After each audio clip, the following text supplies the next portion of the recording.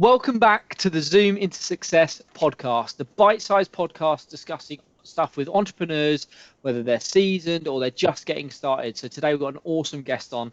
So if you want to introduce yourself. Hey, thanks for having me, mate. My name is Sammie. I am the founder of UpTheGains, which is a financial education platform helping people. Basically, my slogan is helping Britain get financially fit. So we cover everything from investing, saving, budgeting, but also making money, side hustles, online business, pretty much all of anything you can think of with relation to money, mortgages, housing, salaries, tax, all of that jazz.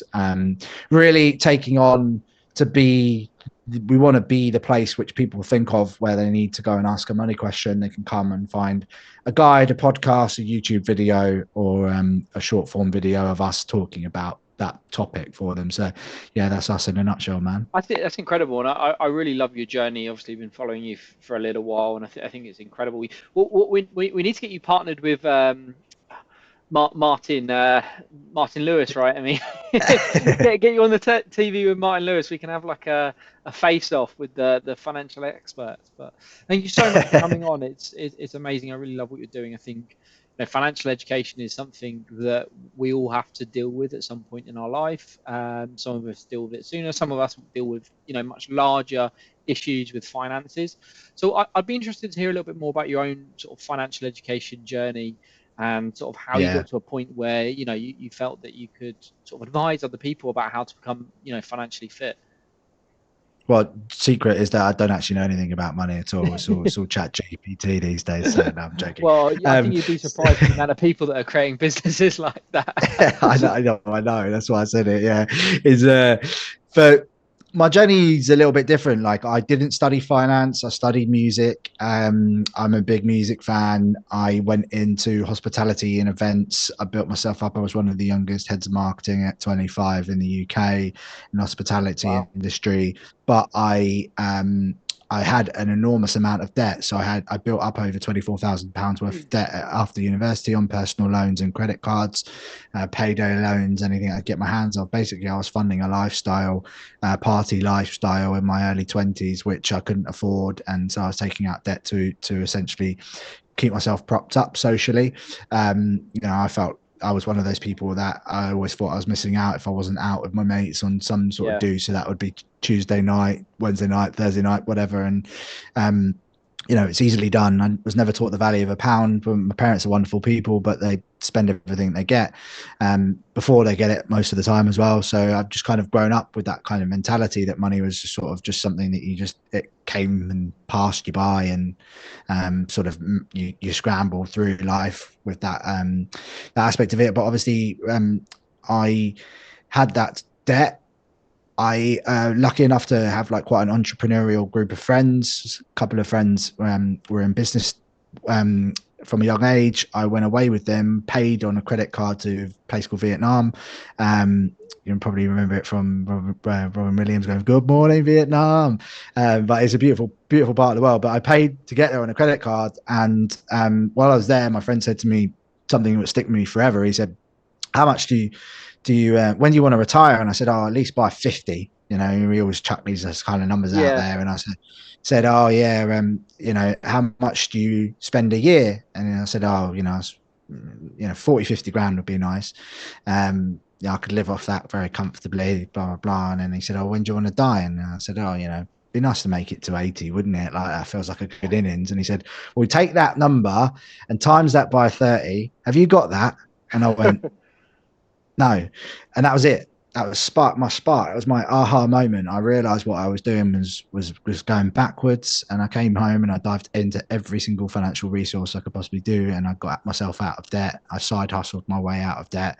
And obviously my paycheck was helping because I was on good wage for my age back then, compared to my outgoings. And so, yeah, a little bit of, self-reflection, looking at actually doing a budget, and then side hustled my way out of it within 18 months. That's an incredible journey, right? I feel a lot of that, even within my same story, right? My own story is that, I feel that, credit is so easily accessible now, and it is so Mm. easy to fall into the trap of spending it. Even if you're not trying to keep up with the Joneses, there's always something that you can spend money on, whether it's something you need for your home, you want to get a new bed, or maybe you want to go on a holiday to get away, or whatever it is. There are so many traps now to sort of falling into bad credit. And I feel like maybe the older generation were not as frugal with their money potentially, right? I mean, I have a lot of the same bad money habits, right? Even to this day, sometimes I still do, right? And what I find interesting is that you were able to sort of get out of that based on your previous experiences growing up.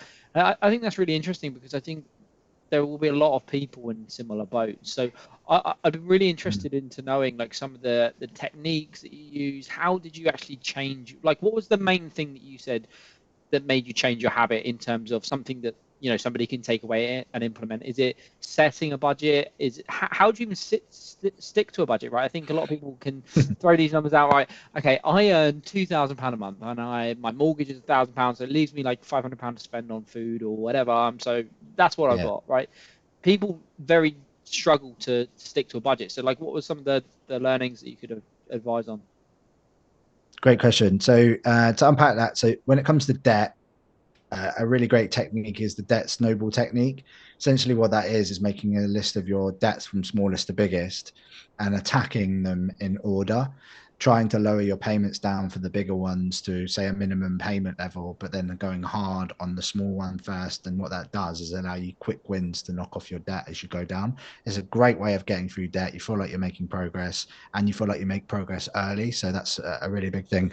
A lot of finance comes down to mindset. 90% of it is about your mindset. If you can install some good habits into yourself, i.e., a lot of people find it difficult to save each month, so they might put £100 away, and like clockwork on the 21st, they're dipping in, taking 50 quid back out of it. Yeah. Now, what I tend to tell people to do is don't save £100, save £20 and save that, and don't do anything. So you've saved that with that money, and then 3 months time, once you've reinforced that good habit, maybe up it to £40, reinforce that good habit, then do it again. And you'll find that actually you'll keep increasing it, and often you can get a lot higher than you never thought you possibly could, because you've just reinforced that's savings money within your budget. Now, a budget can be super flexible. Personally, I use a spreadsheet. Other people can learn in many different ways. Technology is a wicked way these days. There's budgeting apps like Snoop and Plum out there, which are free to download, and they can basically do 95% of the legwork for you. And then you can categorize a few little last bits and bobs in there. And it just gives you a really great way of getting a budget like done in your hands. If people don't like, I get my bank statement out and I go through it quite meticulously, just because I'm now seeing the benefits of what happens when I do that. It allows me to put more money into my investments, which ends up making me money, which brings my financial freedom date down. And these are all things I get addicted to. Like, it's just another addiction, basically. But I'm addicted to making money now. Habit, so right? Change the habit from doing a bad one into a good one. And I think a lot of it does often come down to routine. And I think that's with almost anything, is getting into a good routine and a good habit of anything becomes much easier to enforce. And I really like the point you made around sort of putting £20 away, because I'll be honest, I don't have personally any savings, because I spend most of the money I get, whether it's putting money into sort of, all of my pennies at the moment at the end of the day go into Mentally, because that's what I think my future is. But historically, when I've tried to save money, I was exactly in the same boat, right? I'd put £100 away and then I'd be dipping into it. So I really think that's a valuable technique that, one I can definitely learn from personally, but I think a lot of people can take away and say, look, I'm going to put £25 away for the next couple of months. And as much as it doesn't build up as quick, putting something away and getting into that habit of things definitely allows you to sort of scale that up and take that on from there. But that's really good, actually. I'm very glad we had that discussion, because I'm going to take that away myself. I've often found myself looking at some of these apps, and obviously spoke about Debt Snowball, and there's obviously a couple of other ones, but I definitely think the wins that you said around paying off that initial debt, like whatever the smallest one is first, and then you can sort of chop up that credit card if you haven't already, or doing other things with your money becomes a bit more exciting to actually have the pressure off somewhat, that you've got one less creditor to worry about. I think that's definitely very rewarding from a mental perspective, as well as obviously, Yeah, you man. can then put that money into something else. So really, really great. In terms of then, how people start investing. Obviously, this isn't going to be financial advice. We'll say all that stuff, but what should somebody really be looking at when they're starting to think about investing? Should they be looking at trying to do some passive investing, putting things in like ISAs, the S&P, or should they be trying to sort of then grow their income and make money with side hustles? Like, how would you distribute your money if you were to sort of go back through this? Good question, man. So I think one thing that people like, they see investing as the glitz and the glamour side of things, and it is in a lot of ways. Actually, it is the fun part of finance, I like to call it. But to get there, you need to have done a few things first, and these are paramount steps. But I encourage everybody to do before they even think about investing. Um, what I would make sure you have cleared your debt. Number one, don't invest with it when you've got debt. Number two is build up an emergency fund. So ideally 3 to 6 months of pay, shit hits the Oh fan, wow. then sorry, Okay. then you want to try and have something in there ready to go. We all had it. COVID came before they told us we were going to have furlough. There was like an 8-day period when none of us knew what was going to happen. Yeah, And that was pretty yeah. scary, right? So that's the same as like your boss walks in tomorrow and says, yeah, sorry, Jack, we no longer need you anymore. Then what security blanket have you got in place? If they said that to you and you've got 6 months of pay sitting there, you're just like, yeah, okay, cool, whatever. It's an inconvenience rather than it being the end of the world, right? So that's really, really important. Now that seems like a lot to a lot of people, and it is.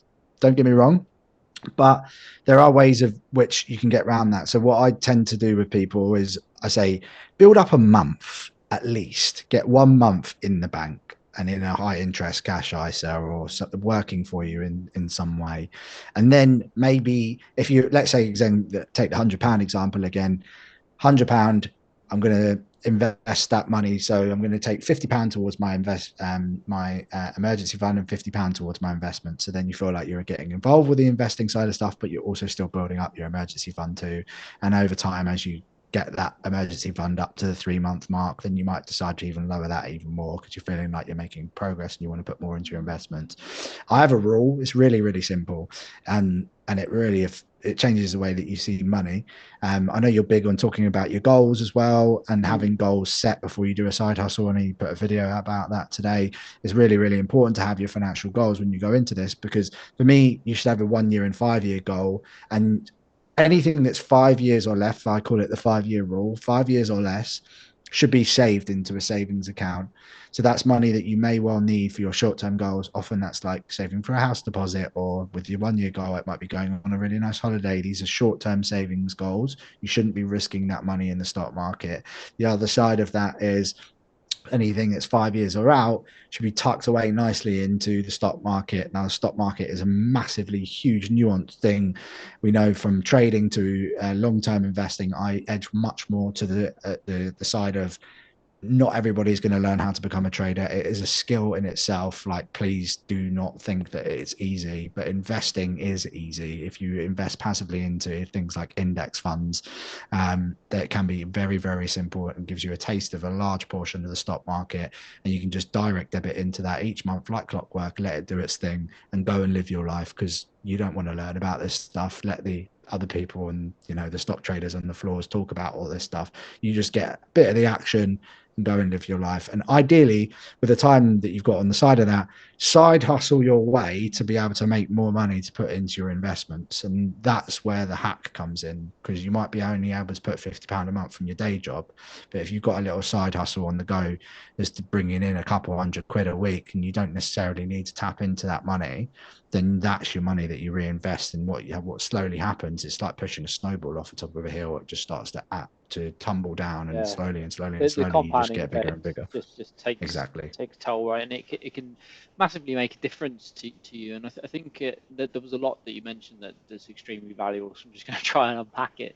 Like I fully agree, right? I think only certain people, and I often have conversations with people around side hustles and the ones that suit them. I I often say to people that trading is only what, like day trading, shouldn't ever be something you do with your own money, right? If you want to day trade, you do that with a prop firm account because, I mean, I'll be honest, if you're trading with £1,000, you're not going to make any money whatsoever because if you're actually trading, safely and at decent risk, you're not going to be making tons of that back anyway. So you're better off, Hmm.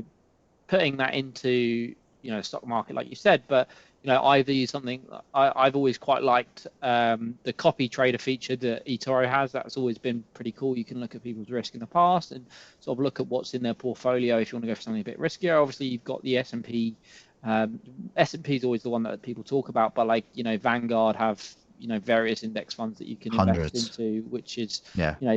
pick your choice if you don't want to do the S&P. But I Yeah. think it's really valuable to try and at least indulge yourself in that world and understand the difference between short-term and long-term investing and the type of options that you should be open to.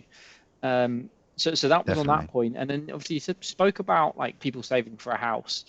I often see a lot of stuff online that I'm personally against, where people are advising people don't go and buy a house.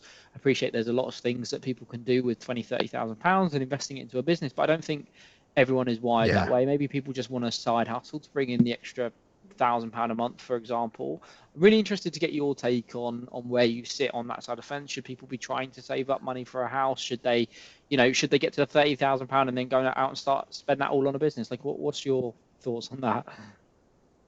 It's a really tough one. Just to for clarity, I'm a homeowner, and I believe in putting money into property and growing a sizable property portfolio is definitely a plan of action for me as I start to take more money out of my business. The other side of that is, if you get to that point and that money is you've got that money there and you come up with a great business idea, then if that great business takes off, you're going to be able to buy more house and more houses. So there becomes a balance, right? I see their argument of telling people just to rent and go for it and build businesses, because yes, but that requires a certain type of individual, often a 0.1% type individual. So there's a very small amount of It's them not out there being everyone. able. No, exactly. A lot of everyday people like me and you, we just want some sort of clarity. Like, I own this place; it's an asset which I own, and I build up on it, right? And we pay down the mortgage, and hopefully our business takes off, which allows us to pay it down even quicker. And like, that's what we work towards. And I feel like that's a good thing to do. Mortgage in terms of debt what is labeled as a form of good debt, because it's putting a roof over your head, giving you some safety. Two, you're not pissing up money down the drain like into With rent, rent, yeah. because that can It's be often quite. cheaper as well, right? I mean, rent is mortgages are often cheaper than like I used to rent a two-bed flat in Beckenham, and it was £500 more than I pay for my three-bed detached house. So it just goes to show, right? I mean, like mortgages tend to be cheaper. It's just obviously, you put a lump sum down, and I think that's partially That was why, profit, yeah, right, to someone. So that's why property is a great investment, because especially right now, it's very difficult because the interest rates are high and landlords are getting squeezed, and so they're squeezing the renters who are pushing back because they can't afford it. They're seeing lots of defaults, and this goes round and round. It's a cycle, and then in 5 years' time, it'll be completely different, and it'll be balanced yeah, back out again. Um, this is the world we live in. We live in cycles. We're right now at the bottom of a cycle, probably just coming out of the bottom of a cycle, and that's just the way things work.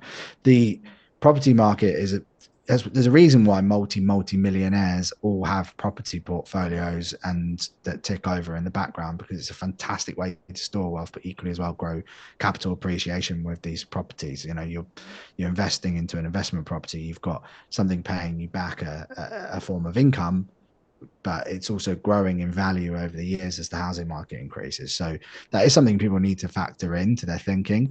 Some people actually will rent and go and buy an investment property. I've seen that quite a lot recently, and that's actually, if you're in a good position to do so, it's actually not a bad tactic. You get to yeah. I live think where you that want to gives you live, and the best of both worlds, right? Because I mm, really am a strong believer that the chance to get on property ladder doesn't always come around for some people. So No. I personally got friends that were in positions to buy a house and probably would have bought it if they, followed through with it. And then all of a sudden, it's 3 years later and they've still not been able to get in the property market. So I'm very much a Yeah, strong man. believer that as soon as you can, you should be trying to get into the property market in some form or another, whether that's to live in personally. My decision was to move in because I was raising a young family. I wanted to sort of own my home. But, the other thing is I want to eventually, own other properties. That I think your decision should definitely be when you get to that amount of money, you should definitely, as much as everyone gets business ideas all the time, unless you actually think that you can execute it and follow it through and actually see that return at some point in the nearest future, you should maybe go for that. But my view is if you build up a house Agreed. You deposit can always enough, go and get a business loan, right? yeah, exactly. If you can get enough that's for a house deposit, at least put it into property, whether you own that property or I mean, you own that property and you rent it out or you live in that property. That's definitely something you should be trying to achieve, in my opinion, is getting on the property ladder as soon as possible. Because,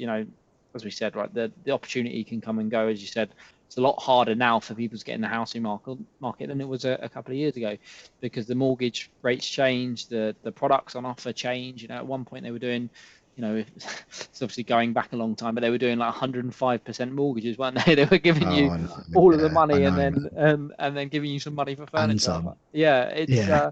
the products change that are on offer. When we bought, if we didn't do Help to Buy, they just, as much as we would have been able to borrow 95% as a loan to value, they'd completely stopped doing a 5% mortgage product. It was at that point, I think it was 15-20% because it was COVID. So these products are always changing, and as I said, like I think people should be trying to get on as soon as possible. So moving Yeah. on from sort of the financial side of things, then you're now doing digital products. You've been doing it a little while. I actually really want to hear Yeah. about this myself personally, because digital product is such a fantastic tool for people to start building up a passive income. If there is value in Mm. it, it can do pretty well. 100%, man. The strategy is really working at the moment. And it's something that is utilizing the power of short form content, mainly on Instagram, and essentially automating with high quality content that's based on emotion, um, and automating the process through you no doubt seen it before, but like, the comment X word and we'll send you some Yeah. information. Now you can then funnel them after through a DM into wherever you want to send them to. So a link can be a sales page or a digital product. Obviously, within the content, you're doing most of the work. So the video is very simple. So how to do X with X, for Yeah. example, read the caption, can be 5 seconds, 7 seconds with trending audio, visually looks very nice, nice text, nice font. And in the caption is where you're doing all of the value exchange. So this is where you can write a lot about the problem that you're helping that person solve. So you're tapping into that person in that particular niche. And then you, as I say, with the DMs, that sort of stuff, you automate that. So there's a software called ManyChat which connects to Instagram and then notices they're saying a certain word, and then will DM Oh, them the boilerplate for I you. didn't know Um, Mate, it that. is I've got to look at wild. that. It's £15 a month, and it saves me hours a day, Wow. and also just is the tool for us making Yeah, good money with it now. So yeah, last 30 days we've just hit 6K. that's So incredible. And that's that's completely month passive, 3 of the isn't it, statutory. really? Yeah. Yeah, so the videos are weird. Like some of them will take off and do really well, and they'll have a like traditional spike day one, down day two, and just slowly die out, and that's traditional. Some of them will do like okay, and then 2 weeks later they'll just go whoop, Bang. woof, Yeah. because something's just kicked off. Don't know what it is in the Instagram algorithm at the moment, and all of a sudden you'll wake up to 3-4 sales overnight of low ticket item products. So that's something that I didn't touch on, but all of our products are solving problems, but they're affordable based products. So we have a £17, sorry, ultimate financial planner, an ebook which is £9.97. We've got a digital product course which is £67. We're releasing a new course and very soon, which is investing 1, 2, 3, and that's like basic, purely beginner focus, that'd be like 97 quid.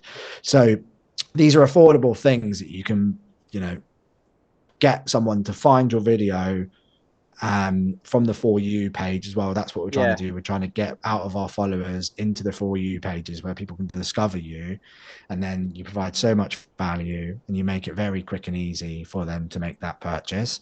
And obviously the products are, you need to make your products good, so you get good testimonials, good reviews, and it kind of spirals like that. And as you grow your platform, you can get more sales essentially. So it's a really interesting model. You know, just in context, we've done like 13k in plus in just over 90 days, and on my website in 18 months we did 2,100.